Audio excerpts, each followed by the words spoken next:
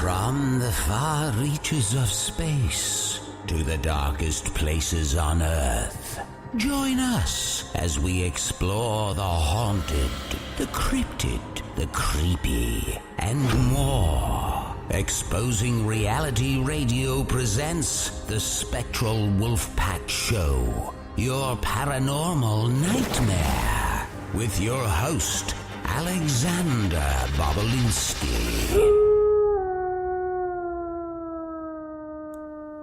What is up, Wolfpack? We are in the building.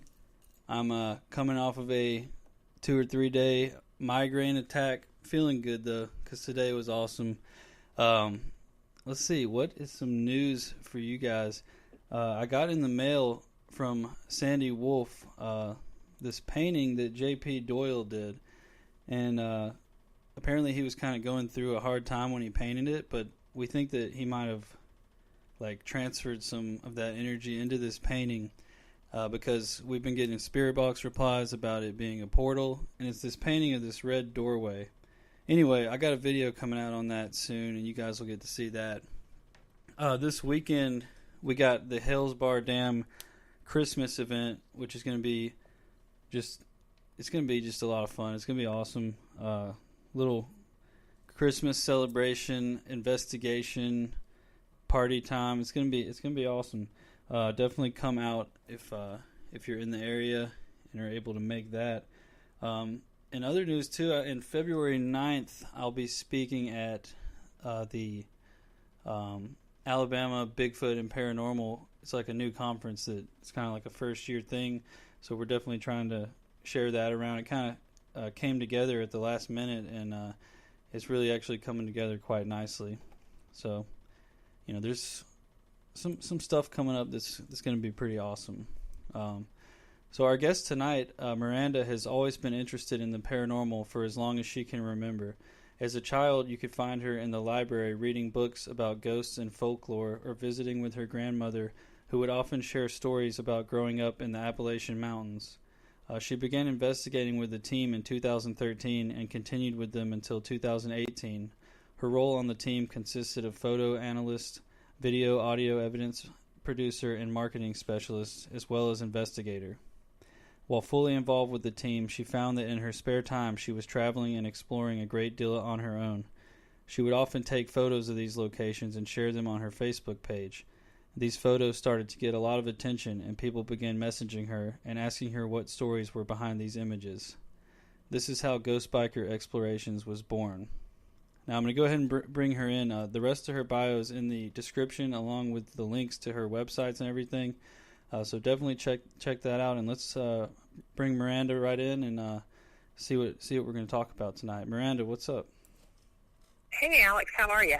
I'm doing great. Coming off the migraine attack, but feeling good. Good, and, glad to hear it. We got Joe in the chat saying, "Hurry up and get to Miranda." Yeah, he told me I needed to watch, so I'm watching the chat. I'm watching Joe. Got my eyes on him. Oh yeah, he's one of my best buds, but he's crazy. No, I'm just kidding, Joe. Yeah, I briefly met him, and I got a taste of that craziness. So as far as Ghost Biker Explorations, I got to know, so have you always been into motorcycles and everything, and you kind of decided to blend the two together into one, or how did Yeah, it's kind of weird. I've always been into them, ever since I was a kid, and started riding back in 2010, and every chance I get, I'm on my bike. And, if I'm not at work or working, on a project here, I'm on my bike or in my Jeep and out, taking photographs and exploring different areas. But, yeah, I would usually just pack up a backpack of stuff and take off on the bike and see, someone might tell me about a different location. And so if it wasn't too rugged, I'd take the bike out there and snap some photographs, research some history on it. And, it just kind of blended well for me. You know, every time I would go with my team, if we were doing some kind of local investigation, I tried to ride my motorcycle if I could, and that's kind of how this whole thing started. Was I was talking with a friend, and I was telling her, I was like, yeah, I'm going to ride my motorcycle to this investigation, and she's like, you know, I'd watch that. Yeah. And I got to thinking about it, and I was like, you know, what's better than having, you know, riding your motorcycle and paranormal investigating? Yeah. And it just kind of worked out, you know? That's amazing. I mean, it's true, and it's just like a different take. It's really, when you see it, you're like, I want to watch this and see what this is about. And I love the production quality on your work so far. It's thank awesome. you. And thank you. Yeah, we put a lot of time into it. You know, we had the vision that I had about it was, you know, I love travel and I'm always out traveling. So I thought, you know, if I can take this, make it a short enough episode to where it's not going to kill a ton of time for somebody. You know, maybe they can sit there and watch it during their lunch break or watch it during a break there at work. They can, you know, the first little bit of it would be travel to a different location, and I would take pictures and talk about, you know, something interesting from that little small town, because all these small towns have an interesting story, even if it's just one little fact, you know. So I talk about the story of the location, then I break into the actual story that I'm going to cover, and then the last part is the investigation. So that's kind of been the formula that's worked well for us. Sometimes you'll get activity, sometimes you won't, you know, but that's kind of the whole beauty of the whole thing, is trying to prove these stories that all these people in these small towns have heard, you know, all their life. Yeah, I'm big into that too, and one thing you said that I definitely resonate with. I love going to these places, and then like you said, someone might tell you about a local spot. Like word of mouth has been amazing for finding these spots and these stories, and like that's one of my favorite things. Yeah, because you know, if we don't tell those stories, then sometimes the only resource that someone has is like this 80 or 90-year-old person, you know, that's telling this story. And yeah, maybe it's changed, you know, throughout the time that people have heard it, but if we don't take that and pass that along, it may die with that person. Yeah. You know, and you know, and you'll hear stories. I'll have people come up to me and they'll say, oh, you know, I heard this story about this one place. You need to research it and check it out. And they'll, you know, I'll ask different questions, and they'll say, well, I've heard this and I've heard that. I don't know what's the most accurate. And so then we try and go, I'll go to like the archives online. I'll go to a bunch of different places and try to find, you know, either newspaper articles, feeds, whatever it is I'm having to research, to try to be as accurate as possible. But again, some of them are just stories that's passed down, you know, and it's kind of hard to prove or disprove that. It's just legend. And then you test it and you see if you get anything from it. Yeah, I think that's awesome. And I've been doing similar research on like the area around my current house, like going to the archives and digging around, and it's a lot of fun. Doing that research and everything, and sometimes you find some crazy stuff. My friend Kim. Yeah, I gotta say. Yeah. Oh, go ahead. Oh, I was gonna say my friend Kim was doing this case in Rockford, Alabama, that turned into this whole voodoo preacher case from all the research she did, and it gets like something out of a movie. It's crazy. Yeah, some of it gets pretty deep, and it almost seems unrealistic, you know, just because it's so out there. Yeah. But what people don't realize is how life, you know, in the Appalachians and all that was back in that time, or, you know, here in the South, you know, even in the Midwest. You know, I'm working on a case that I investigated a little earlier in October, and by researching, I was finding out all this different stuff that was happening on the land, as far as like sacrifices and witchcraft and people selling their souls to the devil because of crops and that sort of thing. Stuff that just sounds unreal, but was actually a part of American history that people don't really talk about. Yeah, I think a lot of it gets kind of hidden or swept under the rug sometimes. Some of the darker stuff that's happened at some of these places. And most definitely. But then when you got people like us who are going to dig and find whatever we can and find the truth. Yeah, I mean, and it doesn't mean, it's kind of a way to help history to not repeat itself, Yeah. Just by sharing that. And we are the way we are because of different things that's happened in the past. No, and it's true. It's just interesting to see these places and hear these stories.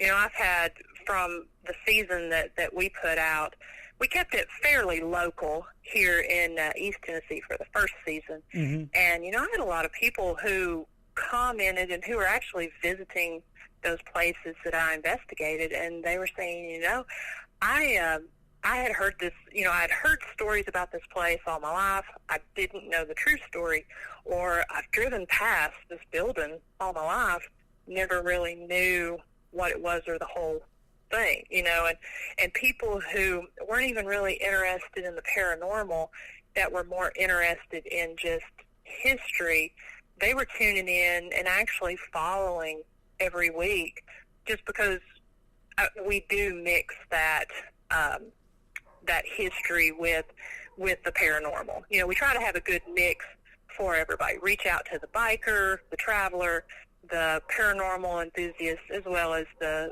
history buff. That's great. Yeah, because, I know I was enjoying it all, because I'm, big into the paranormal, but also big into history. So it was awesome. I didn't even know about Cleveland, Tennessee, being, so big on Halloween and everything. Yeah, it's kind of crazy, especially being, being in the Bible Belt and being the Church of God capital. It's actually the Church of God capital of the world. Wow. And to be the Halloween capital, it's crazy. Halloween is huge in Cleveland. Yeah, that's awesome. Yeah. What are some of your favorite locations from Tennessee? From Tennessee? Again, I definitely have to say the smaller places. Mm-hmm. I did Brushy Mountain Prison, which, in Northeast Tennessee. That was one that I really enjoyed. Yeah. I've always loved Hell's Bar Dam. Mm-hmm. I haven't ever stepped foot in that place and not had some type of activity. Let's see, I've done Old South Pit, got a lot of activity there, and I haven't done, again, a lot of the places that I've done are places that aren't really on the map as far as paranormal hotspots. Yeah. Because I do go out on the weekends, and that's some that I'm hoping to showcase in future episodes that people just aren't aware of.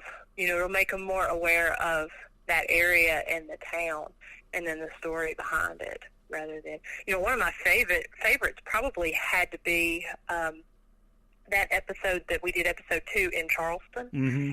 That one was actually one of my favorites because there was so much diverse activity. We had stuff, we did 2 investigations in that one. We did up there in Charleston, and then we did at the abandoned house that Mm-hmm. wasn't actually in Charleston, but we did that haunted tub, and it all just kind of tied together and led to something else, led deeper in. We didn't actually intend for the season to go that way. We actually had a list of places we were going to hit, but that house was such a honey hole that we were able to, we're actually that's still an open case for me and my videographer there of trying to figure out exactly what's going on and if it's coming from the tub or if it's coming from the house. I think it's a little bit of both. Mm-hmm. But yeah, I would have to say that probably that one was one of my favorite because we've got investigations lined up focusing on the Trail of Tears up there, since that was where it started, in Fort Cass, to a little bit more in-depth about the train wreck. And then also we found that there were some other things that happened up in Charleston as far as with the Civil War. So that's led to a whole broader scope of things that we're looking into. That's great how it works out like that. Yeah. And I love those local places too. Like most of my favorite spots, of course there's some great big ones that I've been to, but sure, like my favorite local spots they'll always have a special place in my heart. Mm-hmm. And that's why one of the reasons I am also working with a lady homeowner. I do some different residential places. Yeah. And I was supposed to do an investigation last night, but that one ended up getting canceled. But I'd done a pre-interview with her.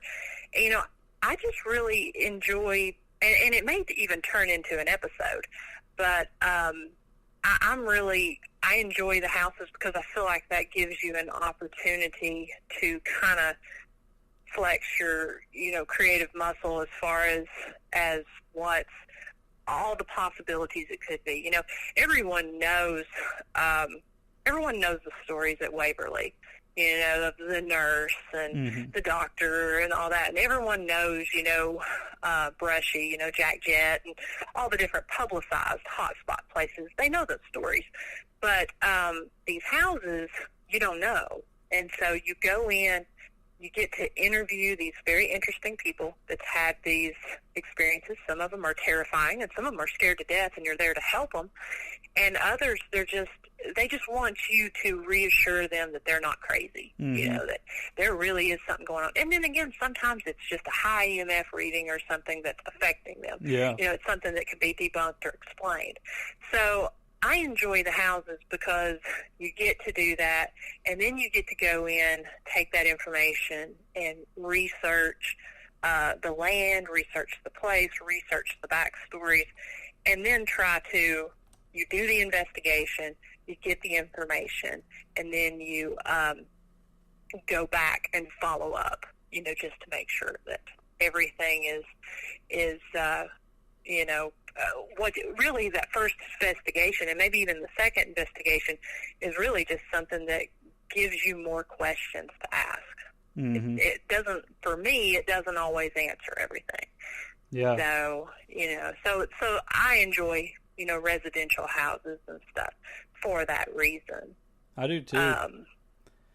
Yeah, we did one like a week or two ago that had some interesting things going on. Like two of his cats had been kind of mutilated in strange ways, and just really strange stuff. And there's like this awesome cave on his property.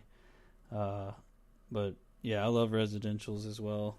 And yeah, if there's some teams around here that are better with residentials than I am. So if I can't help the people, I always send them their way. But absolutely. Yeah, because really, for me, you can get a good episode, or you can get some good stuff out of it, but number one is helping the people, and either helping them kind of get rid of it, or at least find more answers as to what's going on.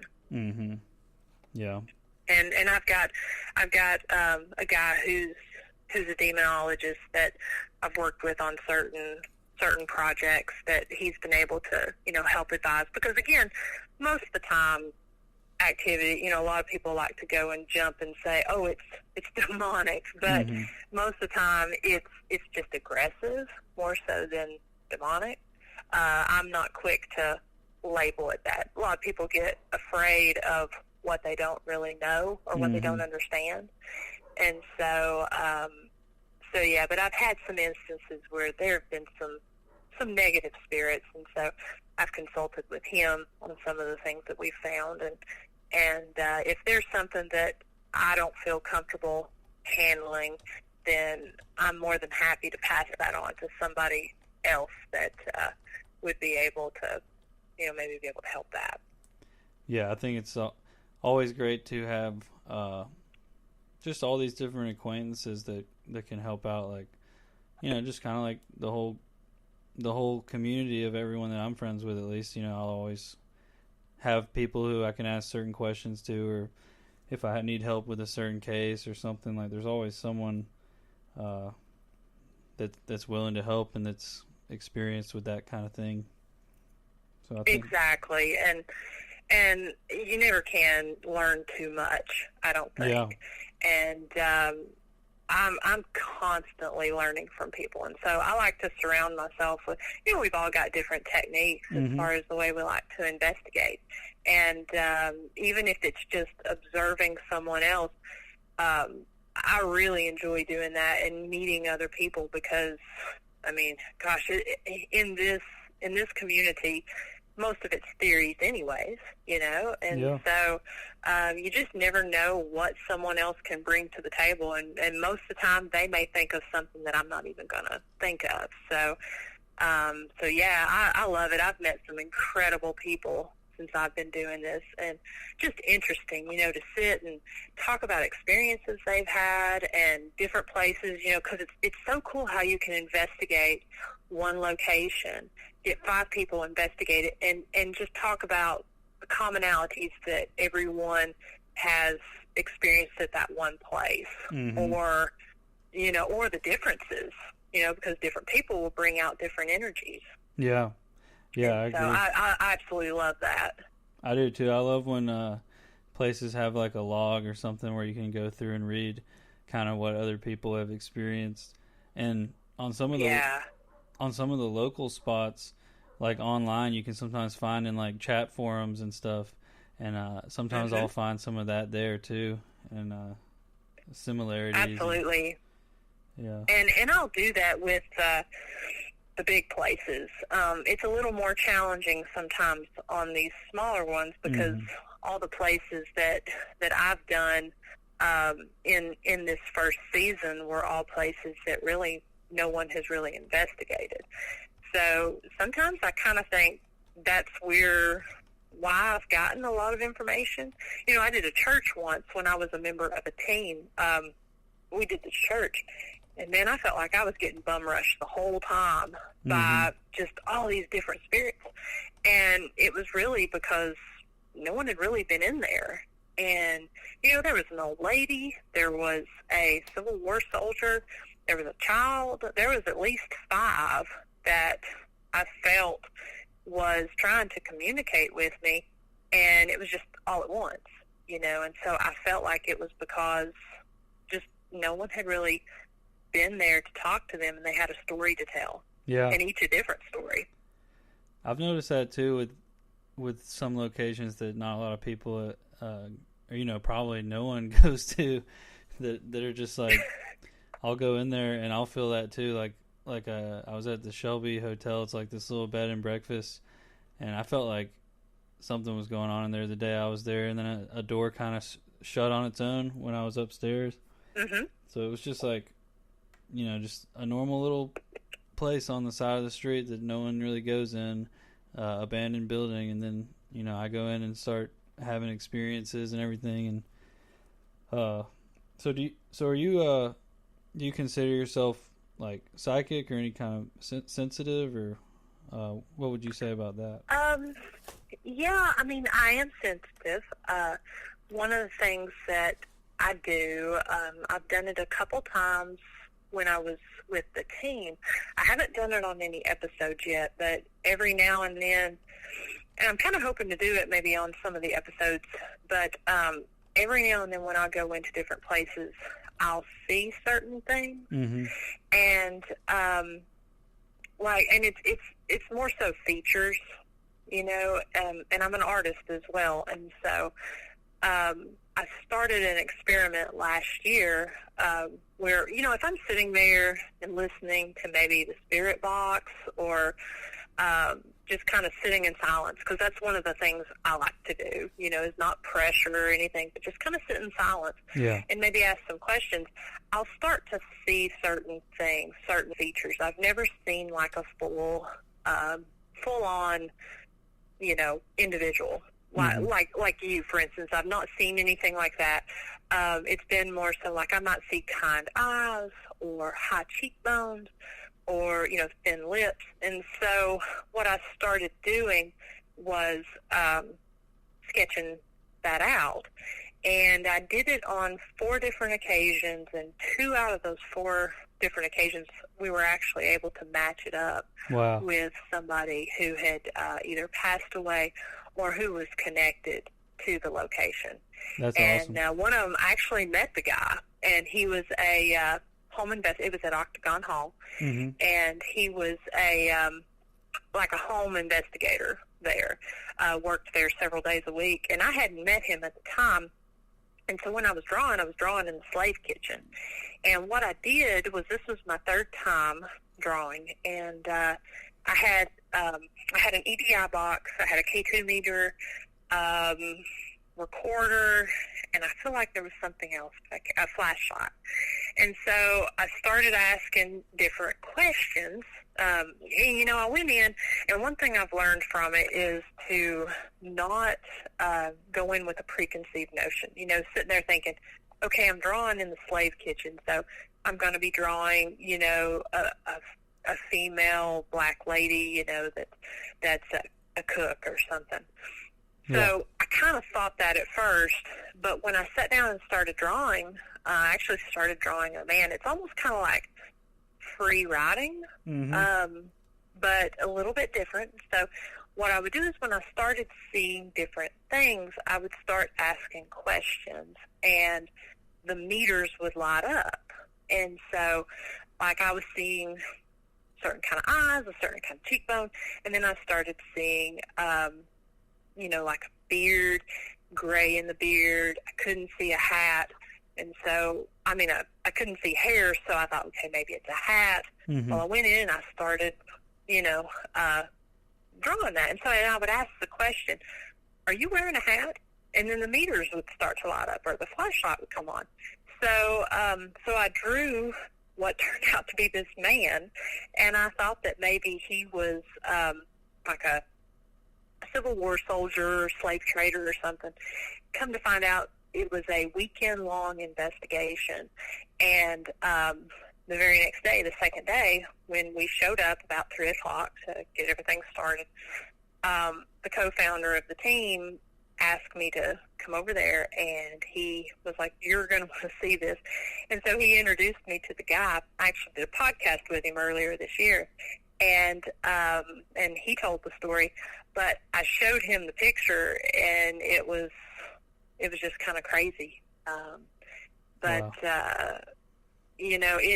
It was him. And so I don't know if maybe they were describing him because they had a connection with it. He was very close with a lot of the spirits there. So, it was kind of cool. We got a picture of us. He was wearing that day the exact same hat. Oh my God. It was pretty crazy. And then the other one was in a church. I had drawn a child that had ended up passing away, and the pastor, he recognized the kid. It's like I said, it's something I've not done live. But I'm gonna, I may try to do that on some future episodes.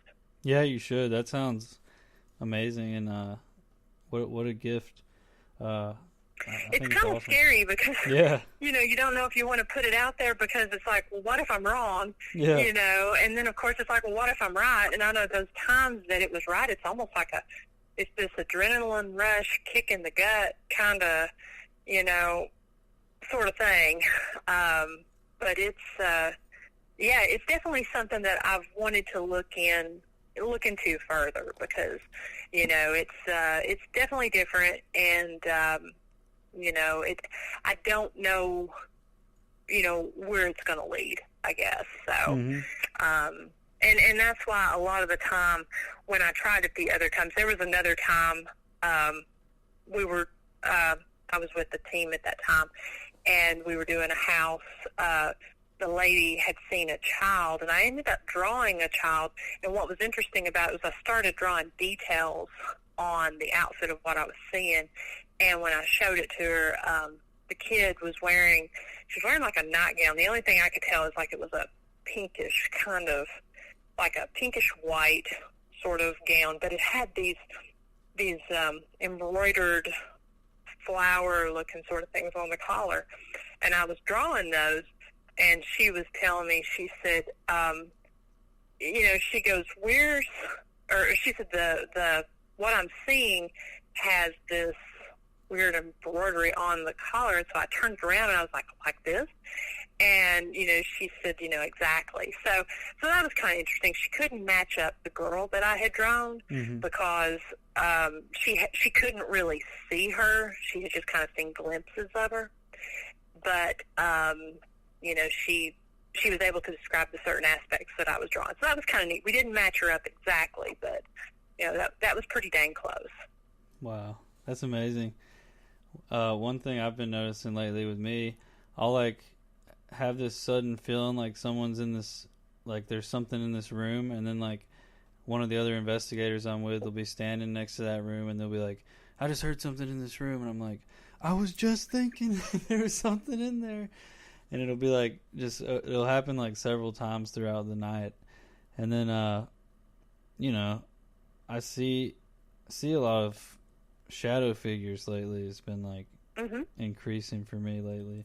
But yeah, I would love to see that in your future episodes. And, it just sounds really cool. And just to, if it does match up, it's just awesome, Yeah, I mean, what's pretty cool about it is I like doing it with other pieces of equipment there because when I have that, I kind of feel like I'm able to verify what I'm seeing. Yeah. And what I'm experiencing, because some stuff are just general descriptions, but and I'm usually drawing these in the dark or with just a little tiny flashlight. So the drawings aren't the best, and I'm trying to do it in 30 minutes or less.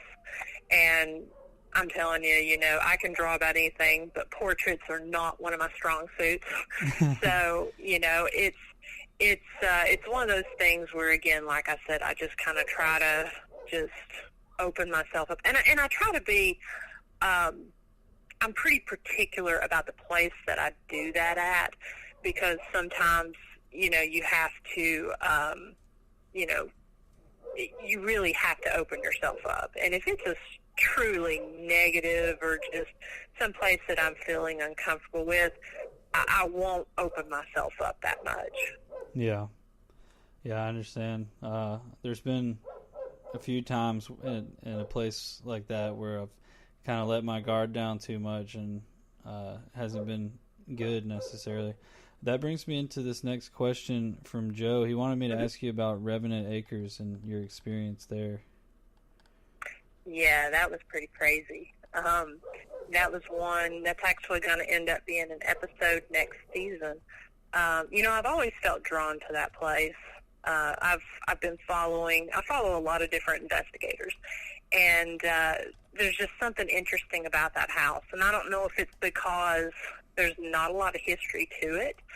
I'm not sure if that's what it is, or if, it's just something pulling me to it. But I've always wanted to visit there. And, I went up there, and,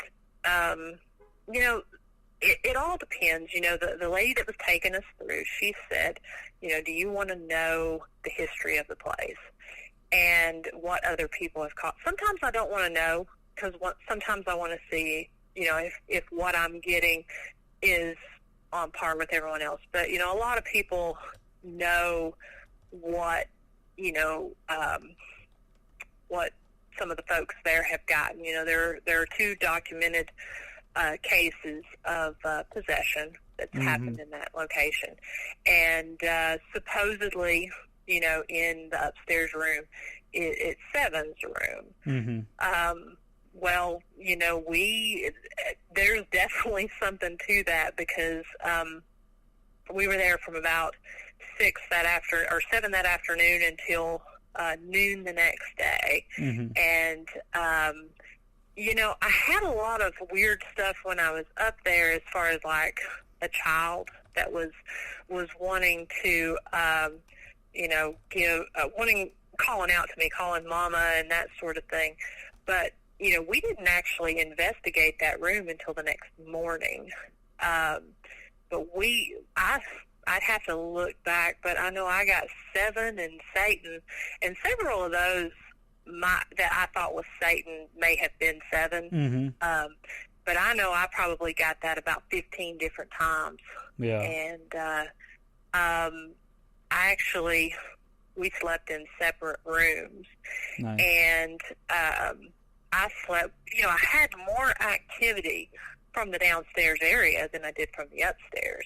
And so I slept in that downstairs living room. And, I'm the type of person, I don't go into a very deep sleep. Mm-hmm. Never really have.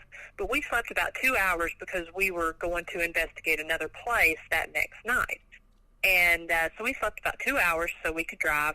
And I went into the deepest sleep I think I've ever had on an investigation.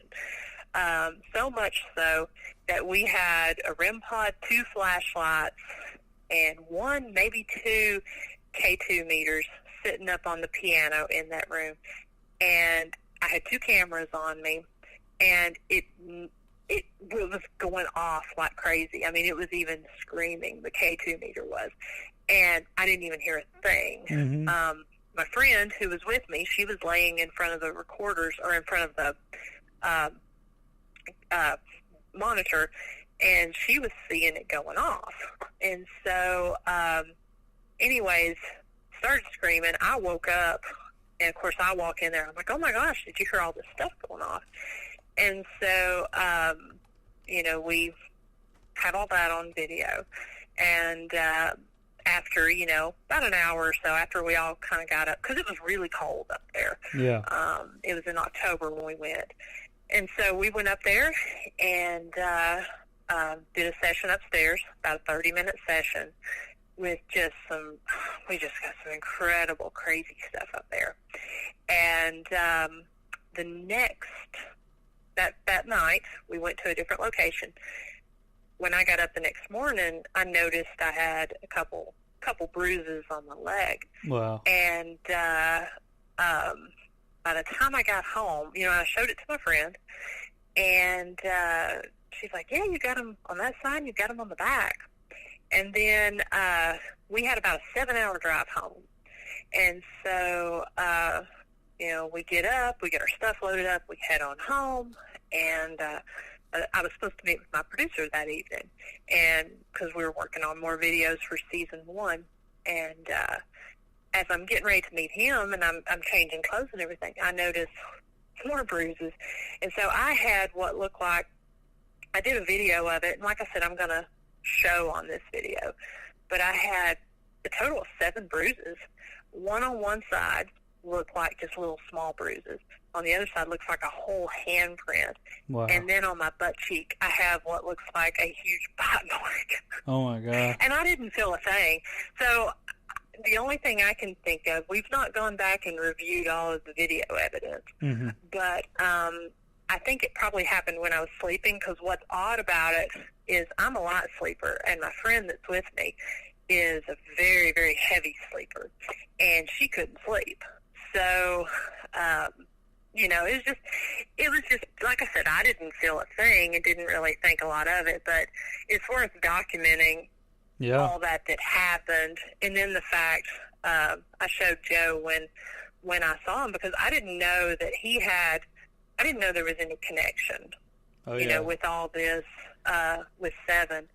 And it just so happened when I was at Hell's Bar and when I met him, I just happened to mention it, and I hadn't really mentioned it to anybody because, like I said, it's going to be an episode. But we got to looking at it, and we counted the bruises, and there was actually 7 bruises. It was I'm not one to believe in irony or coincidences, you know? So it's just strange. I noticed, too, you said 7-hour drive home, too. I was like, 7? Well, that's... I didn't think of that, but that's definitely true. It was... that was an interesting trip. I mean, I enjoyed it, and I enjoyed that place, but there's definitely a lot of stuff. I talked to that demonologist after that just to kind of get his take, because again, you know, some of the stuff we were getting on the recorder, you know, they were speaking some Hebrew, and you know, it's kind of like, okay, you know, if you're really this high-ranking demonic presence, you're probably not going to say some of those things. You're probably going to be somebody lower on the totem pole trying to make yourself a little bigger. Not always, but, you know, they don't seem to always be the most honest people. Oh, yeah. So, you know, but I was with what happened, and I don't think what happened in the room, in Seven's room. I think it actually probably happened when I was sleeping. Yeah. Yeah, and I agree because I did with sleep that. at the base of the step. And you know, there was something about it where it's like, you know, my friend and I were talking and said, you know, are we going to go and sleep, you know, in that room? And we really decided not to, because, I mean, that would be the thing to do, you know? But we were getting more activity downstairs, and thought, and to me, anytime I investigate, I've actually I don't sleep a lot on investigations, but I've done several. If it's going to be an extended weekend or, you know, a really long investigation, I'll take a little nap in there, because I feel like, you know, you're still investigating. You know, you've got your recorders running, you've got your video running, and to be completely honest, me and my friend that went, I mean, we're pretty... we don't really get scared at a whole lot of stuff, and we're not really the most timid females.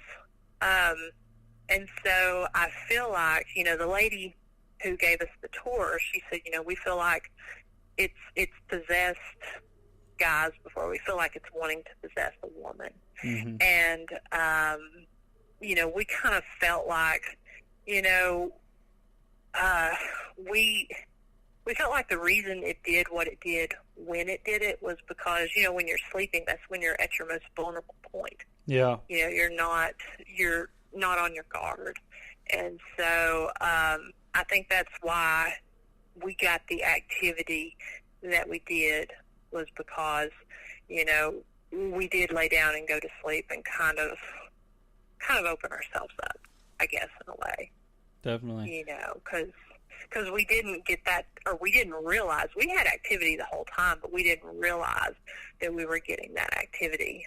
And we did some pretty unconventional methods with that. I mean, I took a, it was kind of weird, but I took a porn mag in there and was showing it, you know, in Seven's room. And what was interesting about that is we kind of had nicknames for each of the characters. And, you know, one of them was, you know, we were calling her Bridget Big Boobs. And so what was really cool about it is we didn't really get a lot of activity when we had that out. And I've got that kind of activity at different places like prisons and stuff. Yeah. But when we closed the book, the first words we got, the first name we got on our SB7 was Bridget. And I thought that was kind of funny, since, you know, that was what we were calling the one female that was That's in, awesome. in the magazine. Wow. You know, so it was obviously striking their attention. But, yeah, just some different techniques, you know, because you never know what you're going to get when you go to those places. Yeah, I mean, I think that's awesome because, you know, a lot of people, you know, we do the same old things, you know, ask what's your name, who, you know, all the same questions. So I think it's awesome to try some different methods like that just to see what happens. I mean, well, I'll tell you, it started when I went to Brushy. I wanted to do something different, and I thought, people take cigarettes, people take different items, and cigarettes and like nightsticks and handcuffs and stuff. And so I thought, I'll take a porn mag and see what I get. And I've not released what I got, but I got some incredible stuff there. And then at the Old Turner County Jail down in Ashburn, Georgia, the Crime and Punishment Museum, got some crazy stuff in there with that. So words coming out and meters going off. So that's definitely an interesting trigger object to try. Yeah, definitely. I remember I think it's at Trans-Allegheny Asylum. There's like one room, I forget what room it is, but they said that some ladies were flashing in there, and like it was making the two spirits that inhabit that room like go crazy. Like, it's like two guys spirits. I would believe it. They like to play cards and stuff. I can't remember the names, but yeah, those are I think they're awesome methods. Yeah, like I said, something just kind of a little. It's a little unconventional, but I mean, I work in marketing. It's important to know your target audience. So know your demographic, and so when you're dealing with prison, I mean, that was one of the things that they traded. Yeah, definitely. As far as that it was kind of one of those things that was hush hush. They traded it, and it like making toilet hooch or something like that. There's you just never know what's going to bring out the activity, and I'm always open for trying whatever just to bring it out. But again, know your audience. I'm not going to go into somebody's house and be disrespectful. Residential like and take in booze and porn. That's I'm not going to do that. Yeah, we do the so bring some whiskey or rum as an offering sometimes, and of course tobacco and everything like that. So what are you thinking about for the event this weekend at Hale's Bar? I'm not sure. I'm still thinking on that. I've done Hale's Bar 4 different times, and got some really cool activity every time that I've done that place. I had something connect with me the first time I went in the control room, and it was actually quite vulgar. It had grabbed my inner thigh, and I've got, I won't say it on here, but it was very clear about what it wanted to see. Yeah. And so it was a very clear EVP. And so when I went back the second time, I actually went in there and I addressed that. And what was crazy is I got my name, and I wasn't using any type of ITC or anything like that. It was just straight up my recorder. Yeah. So, and that's what I do most of the time. Now I'll pull out on some of the stuff. I'll pull out my SB7 or whatever, but most of the time my EVPs that I collect are just straight from my recorder. And, but I got my name, and what was interesting was the guy who was with me, I'd never investigated with him before, but he was a member of another team, and he had paired up with me, and he didn't get my name on his recorder. So I'm not really sure what was going on with that, but I tried some cards. I'm actually going to draw the last time that I was in there, and I didn't. Something when I sat down in the control room, I don't know, I got pulled in a different direction, and so usually I go by my gut. Yeah. And I still want to draw in there at some point because I know they've got some old images of some different people. So maybe at some point when, there's not a lot of people there or something, I'll go in and try to draw and see if I can pull anything out. But I did get the name Kyle in there. I got that in the newer section that they had opened up. And I mean, it was clear as can be.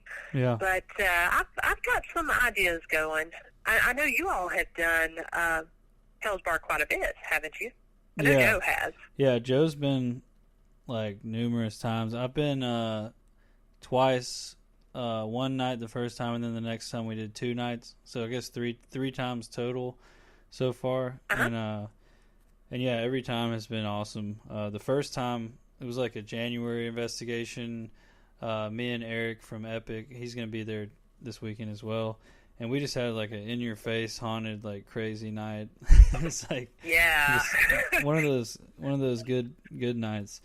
And then we went to our cabin afterward, and that was having activity too. So it was just super awesome. My nerves were like completely shot by the end of that night. Do you think that what you were experiencing had come from Hell's Bar? Because I'll tell you, I've got some stuff that I'm going to share this coming season. Of some things after the first time that I went to Hell's Bar. When I came home, I've got security cameras in my house, and I caught some stuff that it was really weird. I had this really weird dream. It was very realistic. And right after that, I had some activity that I have a little dachshund, and it affected her. And I actually caught some pretty incredible stuff on my camera here at the house. And, being a photography person, I know that there are things that some of that stuff can be pretty easy to debunk. But when you actually start seeing animals and that sort of thing be affected by it, you know that there's potentially something there. And that was after I went to Hell's Bar. So it makes me wonder if what you were experiencing was something that had kind of come from there. I think so, definitely. And I've had that happen too, where I'll get home and my dog and me will have experiences together. Like he'll start, like one time we saw this flash of light come from like the kitchen, and he started barking at it, and like I couldn't figure out what caused it. And then it happened again a couple of days later, and then like, I actually have had a lot of experiences with my dog, which is awesome. Yeah. Same here. When I go somewhere, I'm always pretty particular about it because, that's the last thing I want is something to affect her because she's almost 16.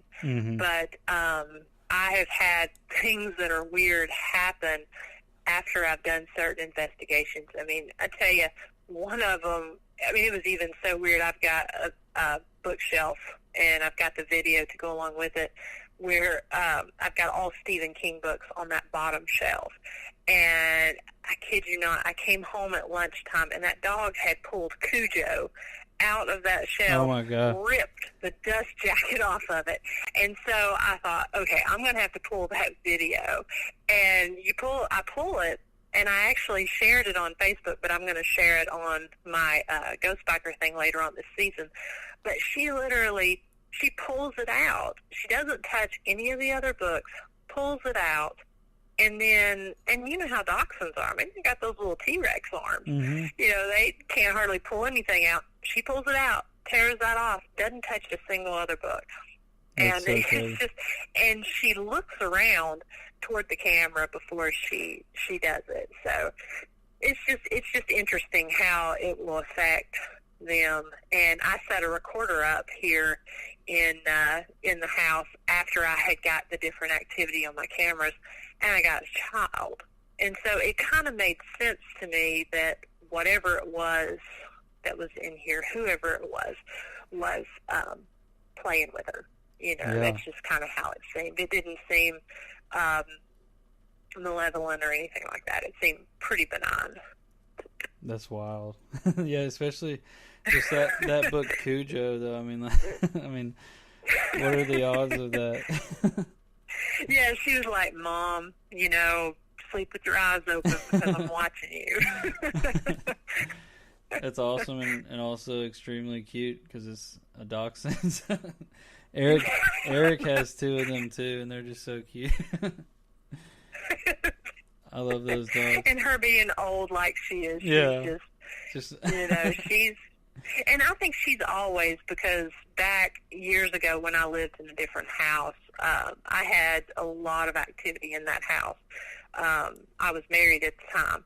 And, she would sit there and she would just, you'd be talking to her and she'd look over your shoulder and just watch something move across the room. Mm-hmm. You're kind of like, hey, eyes down here, don't be looking over my shoulder. Yeah. And, anyone that was in that house experienced that same activity. So, it was just, and something, she went through 8 crates in 1 year. That's how vicious this little dachshund was. When I would go to work and I'd have to crate her. But she moved. I ended up having to get her a German Shepherd crate. I mean, you could use that thing as an island in your kitchen. Mm-hmm. And she moved that thing. She drove it from the kitchen into the bedroom, which was like a U-shape type area. And I think something moved her. Yeah, seriously. I mean, because I don't know how this little dachshund could sit there and move this big crate. So there was a lot of crazy activity in that house. And so she's been used to it for probably about 10 of those 16 years of her life. Wow. That's I just make it quite clear that, anything that's in the house is not to hurt her, not to bother her, because, that's the last thing that I want, to affect her. Yeah. It's interesting, though, about that cage moving that far. Because those are pretty big cages. They're pretty heavy.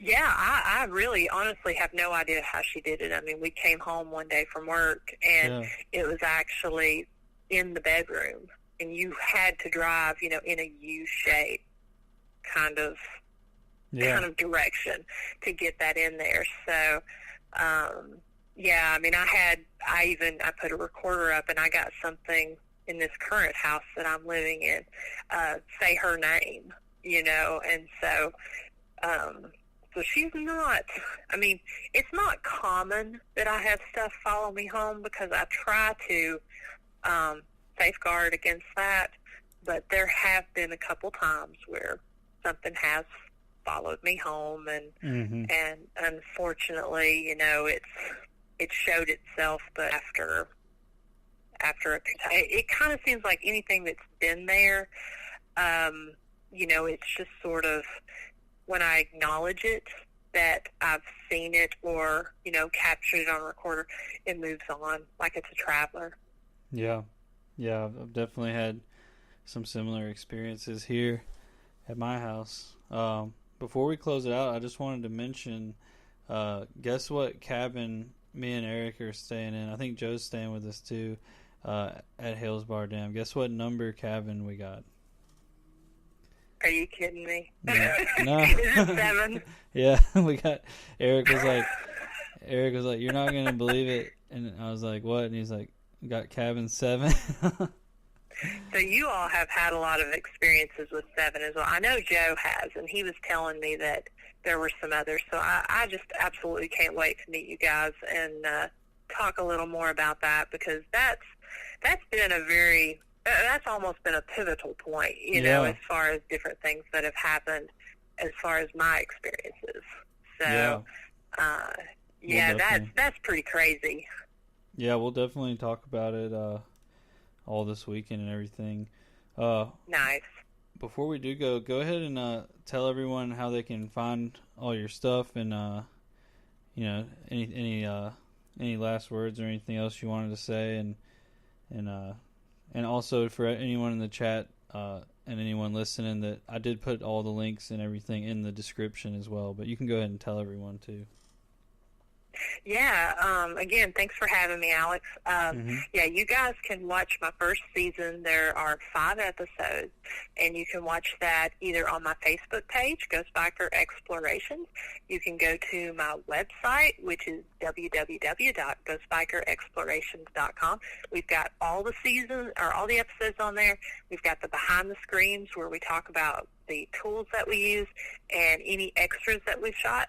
And you can also watch it on my YouTube channel, Ghost Biker Explorations. You can follow me on Twitter, Ghost Biker Explorations, or on Instagram, which is Runaway Vixen. And we've got some announcements coming up about Season 2, when that's going to air.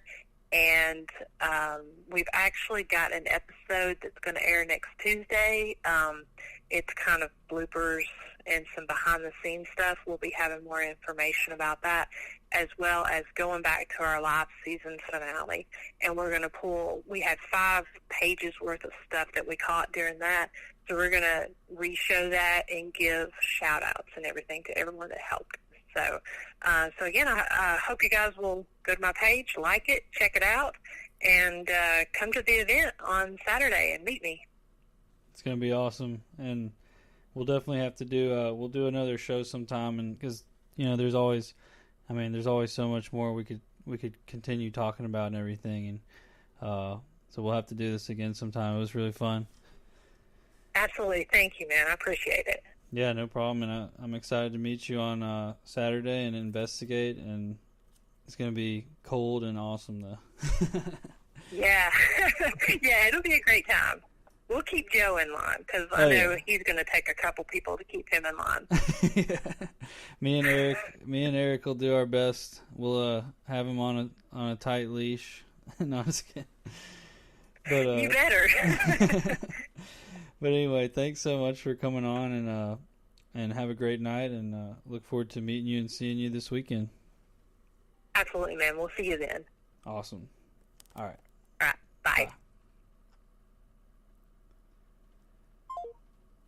All right, y'all. That was Miranda, Ghost Biker Explorations. Miranda Young. Just awesome guest. I really enjoyed her stories, and of course, I had to get a voice crack in there, guys. I haven't done that in a while. Jeez. But what an awesome guest. I really do want to have her on again and continue talking, because the hour always just goes by so fast. But, it's what I've committed to. Maybe one day I will do longer ones. We'll see. I don't know. I don't even know what I'm talking about anymore. Okay. So, next week we got Bill from Billco coming back on, and he's going to be talking about his new film Paranormal Bigfoot, which I've seen the trailer for. I've shared it a few times. I'm super freaking excited about that film, and we're going to be talking about that. He was also on earlier this year talking about his first film, Cultured Bigfoot, which is awesome. And then the following week I got Jason Emmerich coming back on, and we're going to be talking and focusing in on his new company, Dark Scries, which they make these black scrying mirrors. And there's been some crazy stuff going on with all that, and he's actually sending me one soon, which I should have it by the time we do that show, so we might have even more to talk about, as well as talking about the Chippewa Lake Slaughterhouse, which is a location that is in Ohio that he's been investigating and is soon going to be involved in having access to for people to come and investigate. So I can't wait to go there. It's going to be freaking awesome. Anyway, I'm going to block Joe now. Just kidding.